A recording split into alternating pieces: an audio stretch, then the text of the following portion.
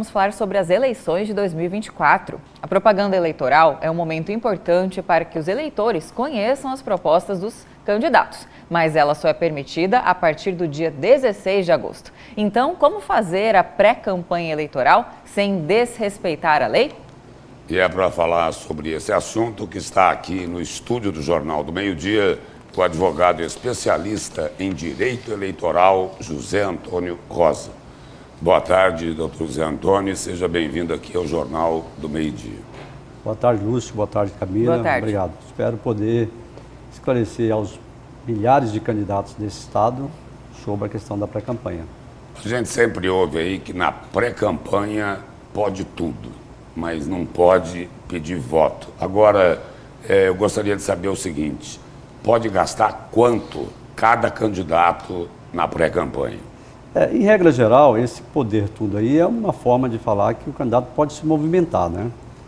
Ele pode andar, pode falar da campanha, pode falar da sua candidatura, pode pedir voto. Ele não pode pedir voto, a única coisa que ele não pode fazer é pedir voto nesse período, mas ele poderia fazer praticamente tudo que se faz na campanha, menos pedir voto. Como a regra eleitoral ela é bem definida e ela deu agora com essa nova mudança eleitoral, mais uma fechada, principalmente na questão da internet, na resolução do TSE, é preciso que preste atenção, porque tudo que vale para a campanha, vale na pré-campanha. A questão financeira, cada candidato em cada município, a vereador ou a prefeito, tem um valor definido na lei, de quanto ele pode gastar naquela campanha oficialmente, né? Claro. Aqui em Cuiabá, por exemplo, quanto o candidato a prefeito pode gastar na campanha? Na última eleição foi algo em torno de 8 milhões de reais. Nessa eleição, eu te confesso que eu não olhei ainda o valor, já tá publicada a resolução. Mas o percentual na pré-campanha é de quanto? Em torno de 10% desse valor. Não que tenha isso escrito na lei, mas os tribunais têm entendido que esse valor de 10% é um valor mínimo para o candidato se movimentar. Então precisamos entender por que tem a pré-campanha, que não tinha até 2015. Na eleição de 2014 não tinha pré-campanha. Por que ela passou a existir a partir de 2015? Porque houve alteração da regra eleitoral e a campanha, que era de 3 meses, passou a ser de 45 dias. Então mudou-se essa regra e os candidatos que não são conhecidos simplesmente não têm condições nenhuma de em 45 dias se tornarem conhecidos. Sim. E mudou-se também no meio do caminho a regra para os vereadores. Como o tempo é muito curto, não tem tempo para todos os candidatos a vereador. Não dá para você colocar 1 minuto, 30 segundos. O prefeito sim, tudo bem, você tem como colocar, mas para o vereador não. Então para os vereadores ainda mudou para piorar, colocou 20 minutos ao longo da programação normal, diários, para todos os candidatos a vereadores de todos os partidos. Então, quer dizer, não é nada esse tempo. E esse tempo é dividido de acordo com a participação de cada partido. Então essa pré-campanha, na verdade, ela é uma pré-campanha para que o pré-candidato se torne conhecido do seu eleitor. Que ele possa dizer, olha, eu vim para fazer isso, meu programa de governo é esse, meu interesse é esse, sem gastar muito. Esse sem gastar muito, os tribunais consideram até 10% razoável, pode gastar com quase tudo, mas desde que seja com bastante parcimônia, bastante cuidado para que isso aconteça. Doutor, o senhor mencionou que é proibido pedir voto, mas de que forma que essa questão de pedir voto é feita? Porque tivemos recentemente, em relação à pré-campanha aqui em Cuiabá, até o pré-candidato Abílio Brunini foi multado, acho que por 2 vezes, por uma propaganda antecipada ali de pedido de não voto contra o pré-candidato Eduardo Botelho. Assim, o magistrado considerou e o multou, pedido de não voto. Mas, de fato, ele não verbalizou, ele trouxe algumas informações associando o Botelho aos buracos em Cuiabá, o juiz considerou que isso era uma espécie de difamação. Nesse caso, então, pode qualquer difamação assim, insinuação, ser considerado um pedido de não voto? Não precisa ser verbalizado? Como eu disse aqui, a regra geral na pré-campanha, ela é a mesma regra da campanha. E na campanha você não pode denegrir a imagem do candidato. O candidato que está ali para disputar, você disputa o seu espaço, mas não pode denegrir a imagem do outro candidato. Então, na pré-campanha, isso vale também. Você não pode pedir voto para você não pode pedir que não vote no outro. Essa é uma regra ainda que não seja escrita, verbalizada, mas é uma regra que é válida. Você não pode querer denegrir a imagem do outro e imputar a ele certas responsabilidades que talvez ele não tenha, e aí pedir para não votarem nele por esse motivo. Então, essa pré-campanha negativa ela também não é permitida, não se pode fazer. Com relação à internet, que esses fatos ocorreram todos na internet, né? Sim, na internet. É possível o pré-candidato fazer uma pré-campanha na internet.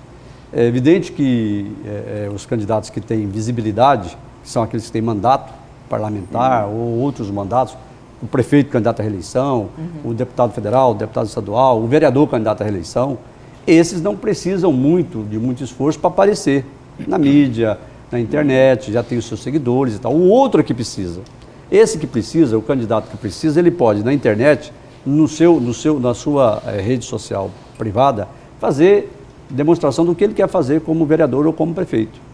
E para isso ele pode até impulsionar essa rede social dele com valor que seja demonstrável, ou seja, tem que sair do bolso dele ou do bolso do partido, para que ele possa dizer, olha, eu vou impulsionar isso aqui num valor mínimo, claro. Vamos supor que ele gastaria durante a campanha R$60 mil para impulsionar a campanha dele, ou R$70 mil. 7 mil, 8 mil reais aqui seria razoável que ele gastasse durante a pré-campanha.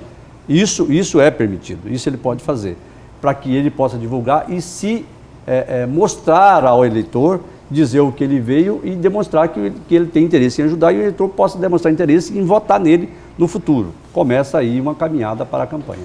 Os principais candidatos, via de regra, têm campanhas milionárias. E aí o seguinte, no caso das fake news, multa para esses candidatos não incomoda, porque dinheiro não é o problema. No caso das fake news, é só multa? Não, as fake news agora tomou um status maior, o Tribunal Superior Eleitoral resolveu enfrentar para valer essa questão e pode levar inclusive à cassação do registro quando for pedido. Então isso agora vai fazer parte do dia a dia. Então aqueles que se arriscarem a serem descobertos, e vai ser descoberto, porque não tem como você fazer uma fake news e não ser descoberto, inteligência artificial, qualquer uma dessas que for divulgada, você vai chegar no IP e vai chegar em quem fez. E vai descobrir, Thaís acabou de dar uma notícia do Delgatti. Ele que foi lá dizer que foi ela que contratou. Tem diferença entre desinformação e fake news? É a mesma coisa. É a mesma coisa. A fake news, a deep news, né, que é o que você faz com a inteligência artificial, ela é um pouco mais grave porque você coloca palavras na boca da pessoa. Você, com a voz dela, você coloca coisas que ela não falou e coloca na voz dela. A desinformação é uma mentira, é uma coisa que tenta circular e quando você vai repetindo as mentiras, ela acaba se tornando verdade. As pessoas não conseguem desmentir isso. E nós temos uma situação hoje no Brasil que com a divulgação das fake news e da mentira corrente, feita principalmente pela ala da direita brasileira, eles são especialistas em pregar mentira e pregar desinformação. E as pessoas acreditam, porque eles montam isso como se fosse um programa de televisão, como se fosse uma propaganda de alguma coisa séria e tal, e as pessoas acabam acreditando. E essa credibilidade é que faz com que você influencie negativamente o eleitor para não votar ou para votar naquele candidato. É isso que vai levar à punição mais ou menos severa daquele candidato que fizer esse tipo de comportamento. Obrigado pela presença e pelas informações aqui no Jornal do Meio-Dia. Só para complementar, eu esqueci de falar aqui, dia 15 agora de maio, os candidatos podem se preparar, abre o prazo para se começar a arrecadação através das vaquinhas virtuais, que aqueles candidatos que buscarem por isso, está na hora de ir atrás das empresas que são credenciadas pelo TSE para fazer essa vaquinha virtual, que talvez seja importante para cada um dos candidatos. É até uma forma de engajamento do eleitor na sua campanha. Obrigado. É isso. Obrigada, boa tarde. Muito obrigado, Camila. Muito obrigado, Lúcio.